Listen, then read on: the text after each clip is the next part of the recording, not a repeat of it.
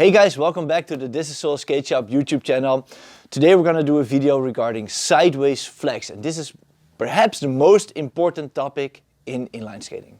We are here, of course, in the This Is Soul Skate Shop, and if you ever want to try a pair of skates, you're welcome to come by and try all the skates that we have here. We have all the skates that are on the market in every size for you, ready to try on here. If you cannot come by the shop, you can also order on our web shop, thisissoul.com. We try to make the most informed web shop that there is with all sorts of product information, like videos like this one that you're watching right now. The topic of today's video is sideways flex, and with flex we actually mean stiffness more than flex, because you want a skate to be stiff. The better a skate is, the stiffer it is, and also the more expensive a skate is, the stiffer it is. So it's one of the most important topics in inline skating actually, because it literally determines the quality of the skate and the price of the skate. If a skate is really stiff, then it offers you more control. So just think about it. You have your foot, and underneath it is the frame.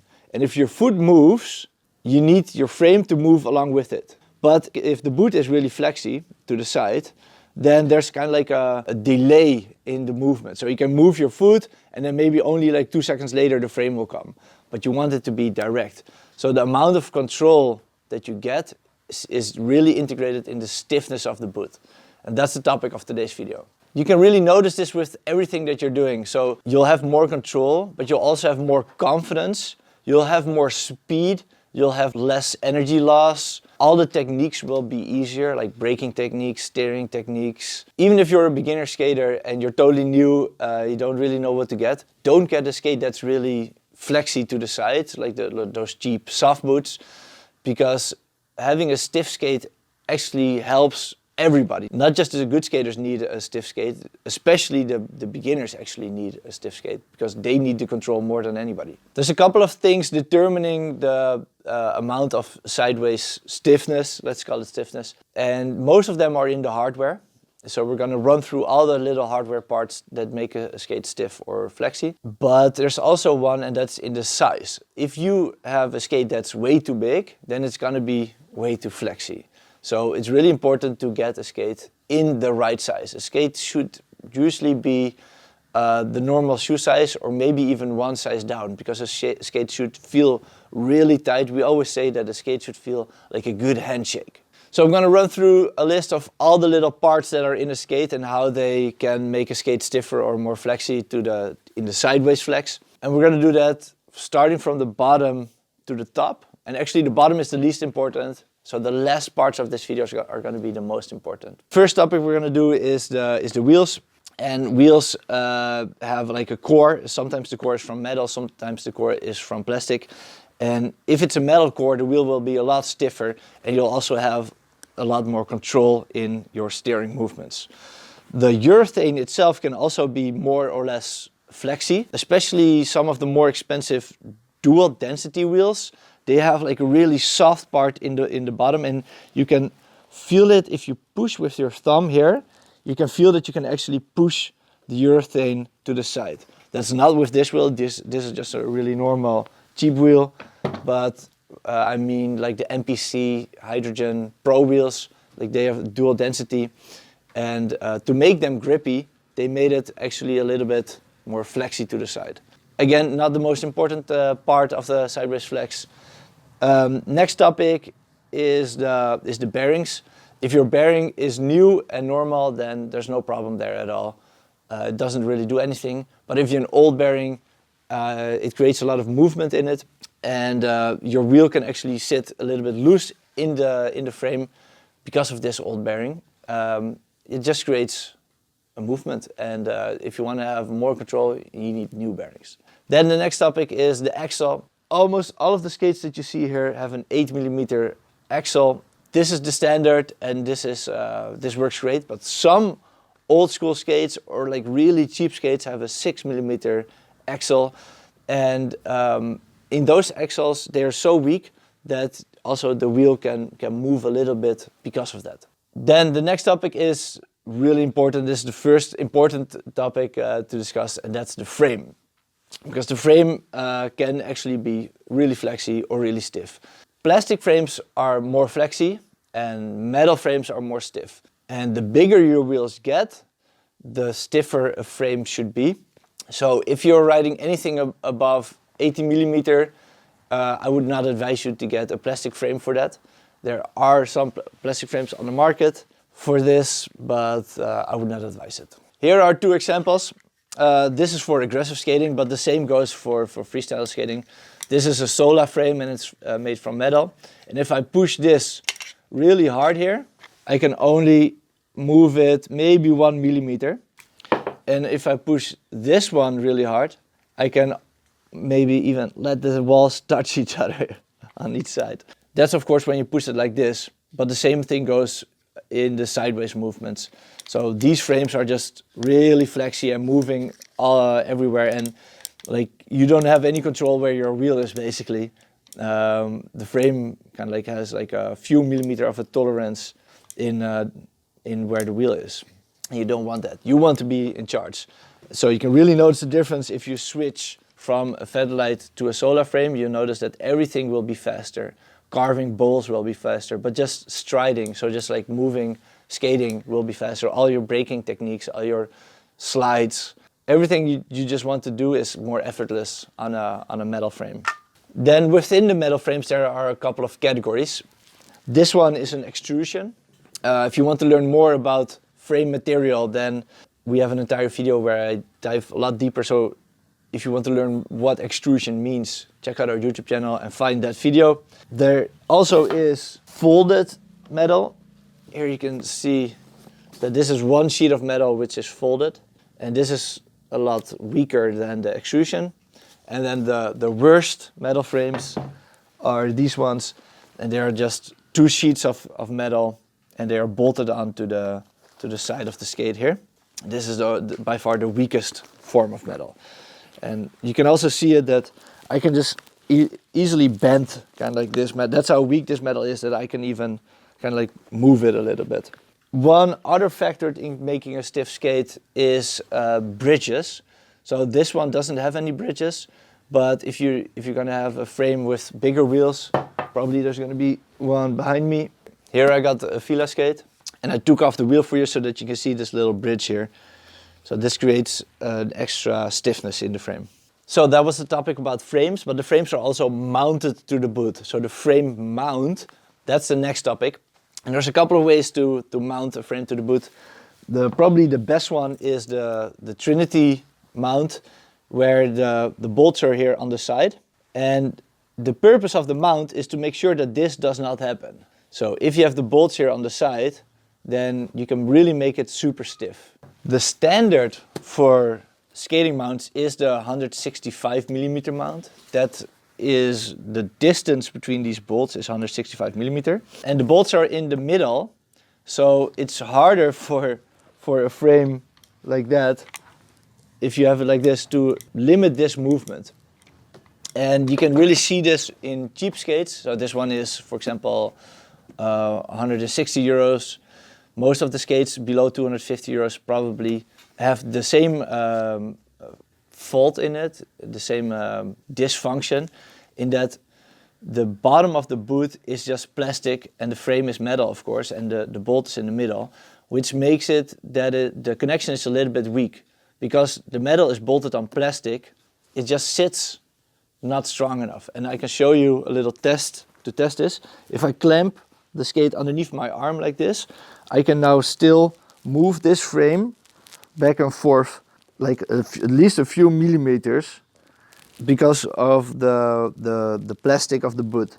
And I am of course really strong with my hands, but you guys are probably way stronger with your legs than I am with my hands.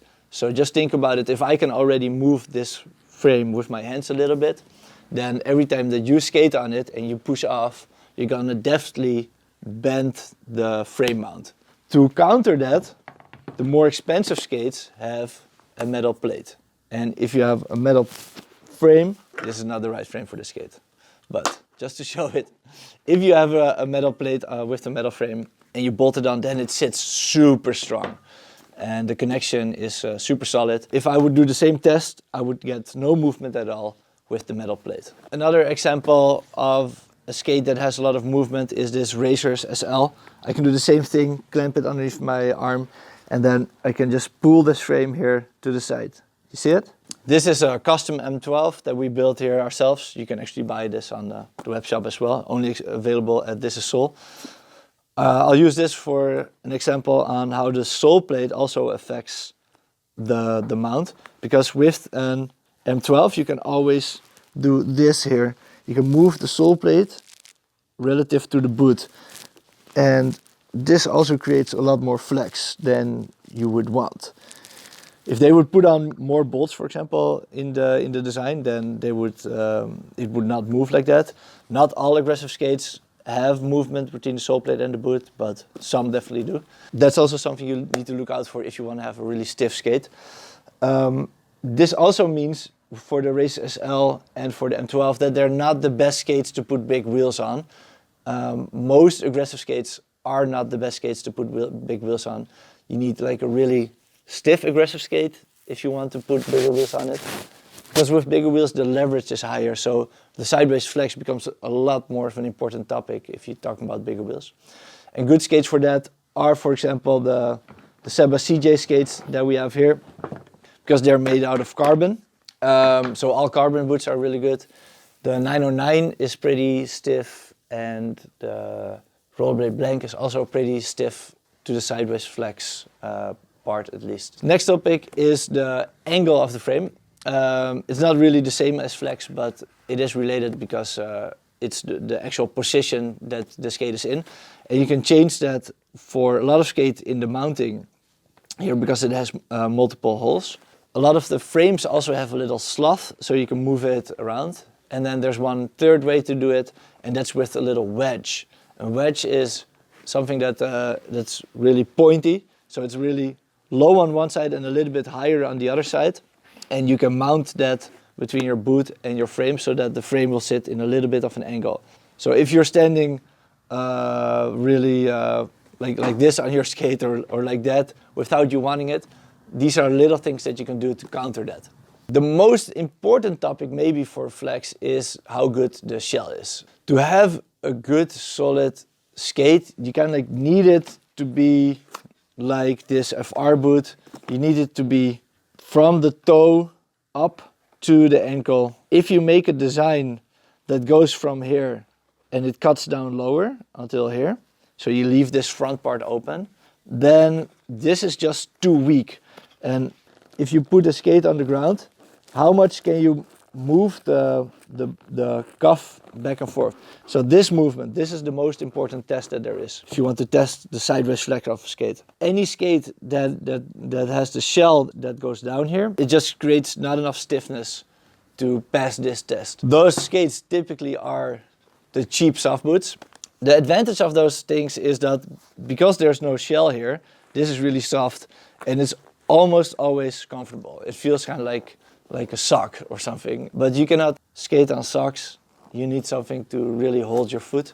You need to have grip, like a tight handshake, remember? So these skates, yes, they fit most people comfortable, but they skate horrible. If I do the same test here with this skate, you can see that I can pull the skate to the side all the way like this. You see that? It's terrible. And that also means that if you're just like standing on it, the frame really has a mind of its own underneath your body because of the boot cannot support it. If you want to have a skate that has a shell that goes down like this, there's only one way to do it correctly, and that is with a carbon boot. So here you can see a carbon boot and you can feel the shell going underneath. It goes like this here. So it's not all the way to the bottom, not all the way down, so that creates a little bit better of a structure still than if it would have gone like all the way down. But the stiffness of this carbon means that it doesn't need to have something that wraps on top as well. You have the CJ carbon here, and this is the CJ from plastic. They're basically the same skates, and it's a nice little test because they fit the same. A lot of people that I know tried both of them, and they told me that you can really feel the difference if you switch from the plastic version to the carbon version, that you have just more control over what the frame is doing. So the material of the shell and the shape of the shell are the most important parts in regards of having a stiff skate and having control over your skate as well. Then the next topic is the cuff of the skate. So the cuff obviously determines a lot about the forward flex. It's the part that's moving. Well, with this skate it's actually not moving at all that much, but with this one I can show you. I can push it forward here. So the cuff is obviously the part that determines how good the skate is flexing forward. And any skate that has a lot of forward flex probably also has sideways flex as well. So the two topics are definitely related. The height of the cuff is obviously important. So if you have a skate that's higher, it's more stiff to the side. And some of the cuffs are also adjustable. For example, this one, you see that it's a really big button, they call it. And then the bolt is not centered.